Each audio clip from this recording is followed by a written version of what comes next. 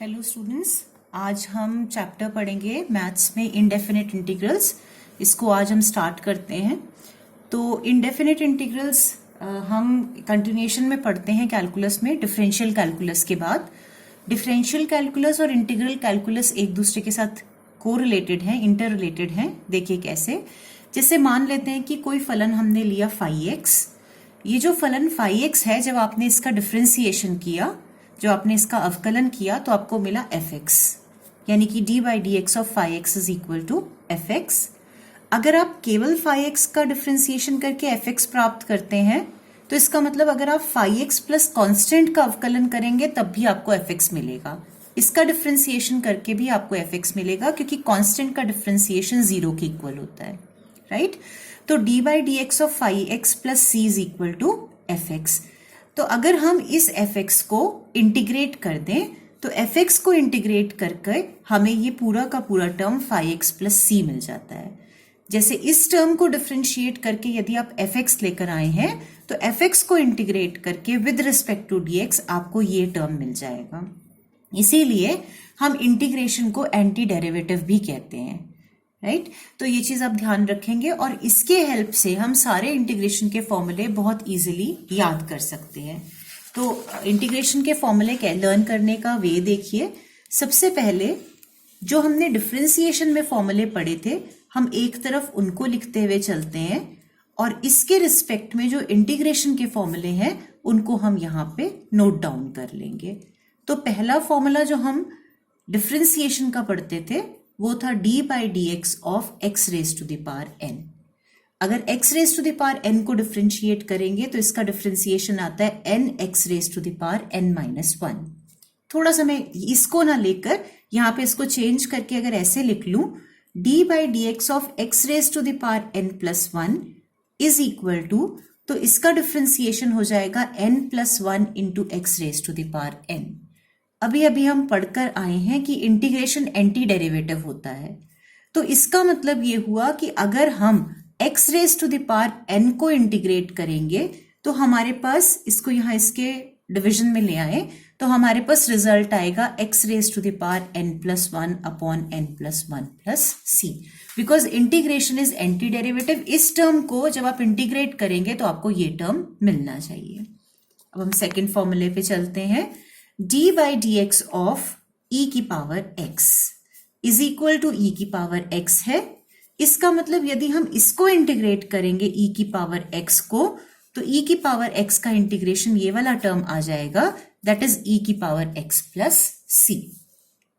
Similarly plus c का reason आपको अभी बताया था कि आप यदि e की पावर x को डिफरेंशिएट करें तब भी e की पावर x आएगा, और अगर यहां पे हम कोई कांस्टेंट ऐड कर दें तो भी कंप्लीट टर्म का जो डिफरेंशिएशन होगा वो e की पावर x ही रहेगा, इसलिए हम जनरलाइज्ड लेते हैं यहाँ।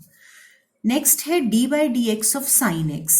साइन x का डिफरेंशिएशन होता है cos x। तो यहां जब आप cos x को इंटीग्रेट करेंगे तो इस cos x का इंटीग्रेशन आपके पास आ जाएगा sin x प्लस c। फिर नेक्स्ट पे चलते हैं, d by D x of cos x this is equal to minus sine x. आपको याद होगा, ये आपने पहले पढ़ा हुआ है। तो यदि हम साइन एक्स को इंटीग्रेट करेंगे, साइन एक्स का इंटीग्रेशन हो जाएगा माइनस कॉस एक्स प्लस सी। अब आते हैं नेक्स्ट पे, d by D x of tan x। tan x का डिफरेंशिएशन होता है sec स्क्वायर x। इसका मतलब जब आप sec स्क्वायर x को इंटीग्रेट करेंगे तो sec स्क्वायर x का इंटीग्रेशन हो जाएगा tan x plus c। Next formula लेते हैं, d by D x of cot x। cot x का डिफरेंशिएशन है माइनस कोसेक स्क्वायर x। तो इंटीग्रेशन ऑफ माइनस को छोड़ देते हैं, cosec square x dx is equal to minus cot x plus c। इसी तरीके से आप सारे फॉर्मूले यहां पे रिड्यूस कर सकते हैं। d by D x of sec x is equal to sec x tan x। तो जब आप इसको इंटीग्रेट करेंगे तो sec x tan x का integration is equal to sec x plus c मिल जाएगा। इसी प्रकार से नेक्स्ट फॉर्मूला है d by D x of cosec x cosec x का डिफरेंशिएशन है minus cosec x into cot x. तो जब आप इसको इंटीग्रेट करेंगे cosec x into cot x को, तो cosec x into cot x का इंटीग्रेशन मिल जाएगा minus cosec x plus c, right. अब इसके बाद D by D x of A raise to the power X is equal to A raise to the power X into log base E ए।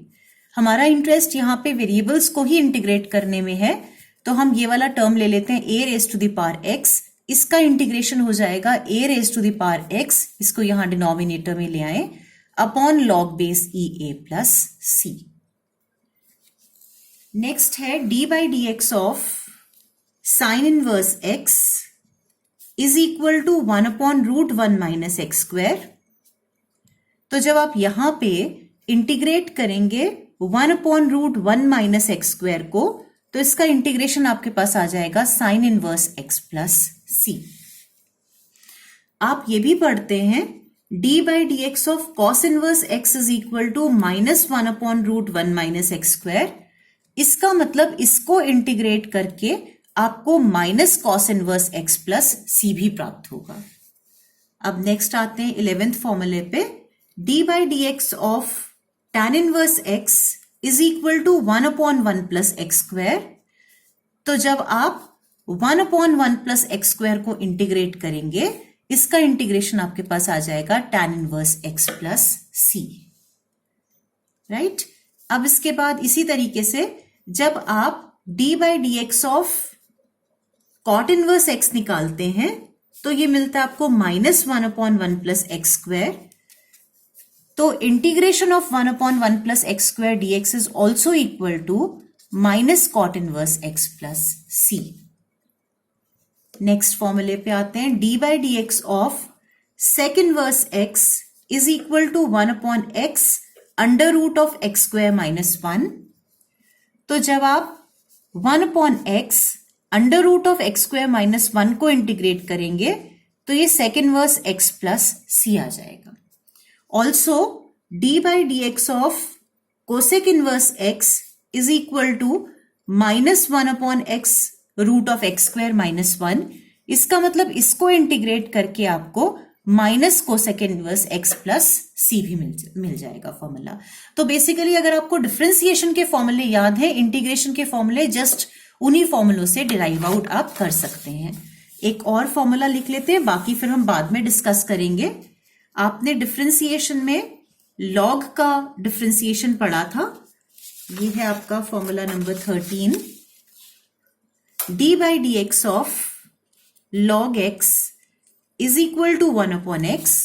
तो जब आप इसको integrate करेंगे, तो इसका इंटीग्रेशन आपके पास आ जाएगा integration of 1 upon X D X is equal to log X plus C. ये इसका इंटीग्रेशन आप मेमोराइज करेंगे। तो ये फॉर्मूले आपको याद करने हैं, इन फॉर्मूलों को आप अच्छे तरीके से लर्न कर लेंगे।